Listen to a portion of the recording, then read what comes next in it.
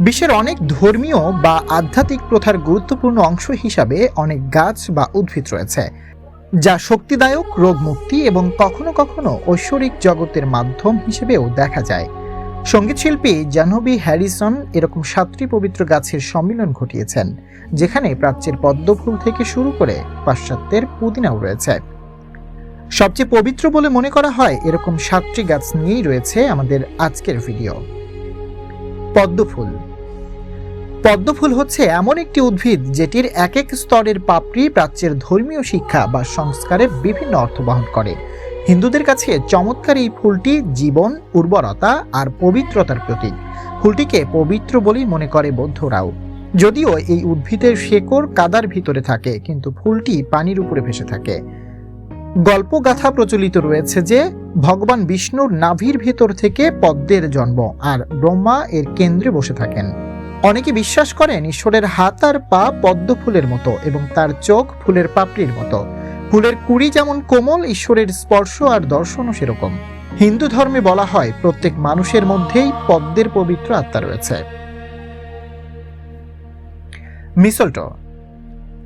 বর্তমানকালে মিসলটো ক্রিসমাসের অন্যতম গুরুত্বপূর্ণ অনুষঙ্গ হিসেবে বিবেচিত হয়ে থাকে, কিন্তু প্রাচীন কেল্টিক ধর্মীয় নেতাদের ক্রিয়াকর্মে গুরুত্বপূর্ণ উপাদান ছিল এই উদ্ভিদটি।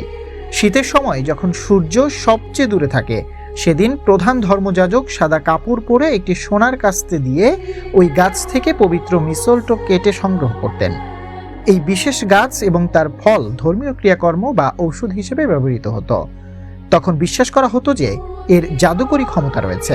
মিসলটোর একটি অংশই রোগ সারাতে পারে, যে কোনো বিষের বিরুদ্ধে কাজ করতে পারে, মানব শরীরে উর্বরতা বৃদ্ধি করতে পারে এবং ডাইনির ক্ষতি থেকেও রক্ষা করতে পারে এই গাছটি।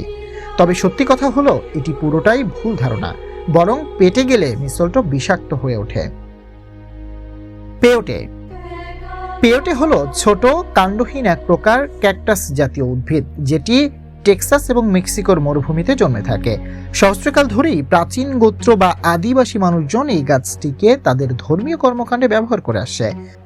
ধর্মীয় অনুষ্ঠানে এর ব্যবহার এক ধরনের মোহ বা আবেশ তৈরি করে থাকে, ফলে অনেকেই কল্পনা জগতে বা অলৌকিক জগতে বিচরণ করছেন বলেও মনে করেন। তবে পেয়োটের আধ্যাত্মিক ক্ষমতার ভক্ত শুধুমাত্র আদিবাসী গোত্রের সদস্যরাই নন। পেয়োটের এই মাদকতার কারণে সেটি ধর্মীয় গোষ্ঠীগুলোর বাইরে শিল্পী, সঙ্গীত শিল্পী আর লেখকদের কাছেও জনপ্রিয় হয়ে ওঠে। বিশেষ করে 1950 সালের পর থেকে এই ক্যাকটাসটির খবর তারা পায়। তুলসী। হিন্দু ধর্মে বলা হয় কৃষ্ণ এবং তার ভক্তদের সেবা করার জন্য বৃন্দাবনের একজন অভিভাবক হিসেবে দেবী বিরিন্দাই তুলসী পাতা হিসেবে জন্মগ্রহণ করেছিলেন। আবার প্রাচীন গ্রন্থে বলা হয় কৃষ্ণ নিজেই তাকে তুলসী আকারে গ্রহণ করেছেন। ফলে যেখানেই এই গাছটির জন্ম হোক না কেন, সেটিকে পবিত্র বৃন্দাবনের মাটি বলেই মনে করা হয়, যেখানে এই গাছটি প্রচুর পরিমাণে জন্মে থাকে। সারা পৃথিবী জুড়ে লক্ষ লক্ষ হিন্দু তাদের প্রতিদিনের ধর্মীয় কর্মকাণ্ডে মন্দিরে বা বাসায় তুলসী গাছের পাতা ব্যবহার করে থাকেন। ইউ গাছ। সারা বছর ধরে সবুজ থাকে এমন একটি দেবদারু জাতের গাছ হলো ইউ, যেটি 1000 বছর ধরে বেঁচে থাকতে পারে বলে ধারণা করা হয়। অনেকেই এই গাছটিকে পুনর্জন্ম এবং অনন্ত জীবনের প্রতিচ্ছবি হিসেবেও দেখে থাকেন। এর কারণ হলো এই গাছের ভেঙে বা বিচ্ছিন্ন হয়ে পড়া ডালপালা থেকে নতুন গাছের জন্ম হতে পারে। এমনকি পুরনো গাছের গুঁড়োর ভিতর থেকেও নতুন একটি ইউ গাছের জন্ম হতে পারে। তাই অনেকে একে পুনর্জন্মের উদাহরণ হিসেবেও মনে করে থাকেন। খ্রিস্টান ধর্মাবলম্বীদের কাছে ইউ একটি প্রতীকী গাছ। মারা যাওয়া স্বজনদের কফিনে ইউ গাছের অঙ্কুর দেওয়া হয় এবং অনেক চার্চের পাশেই এই গাছটি দেখা যায়। তবে খ্রিস্টান ধর্মেরও আগে থেকেই অনেক আদিবাসী গোষ্ঠী এই গাছটিকে পূজা করে আসছে। তারা সেসব স্থানে তাদের প্রার্থনা কেন্দ্র নির্বাচন করত যেখানে আগে থেকেই ইউ গাছ রয়েছে। গাঁজা। রাস্তাফারি ধর্মীয় গোষ্ঠীর কাছে গাঁজার বিশেষ গুরুত্ব রয়েছে। এই গোষ্ঠীর সদস্যরা বিশ্বাস করেন যে বাইবেলে যে জীবনের গাছের কথা বলা হয়েছে, গাঁজা গাছ হচ্ছে সেই গাছ। এ কারণে এটি অনেক বেশি পবিত্র। যদিও গাঁজার অনেক নাম রয়েছে, তবে এই ধর্মের লোকজন এটিকে পবিত্র ভেষজ বলেই ডেকে থাকেন। যেমন বাইবেলে বলা হয়েছে জাতিদের মুক্ত করার জন্যই এই ভেষজ। তারা মনে করেন এই ভেষজ তাদের ঈশ্বরের কাছাকাছি নিয়ে যায় আর তাদের ভেতরের আধ্যাত্মিক শক্তিকে বাড়িয়ে দেয়।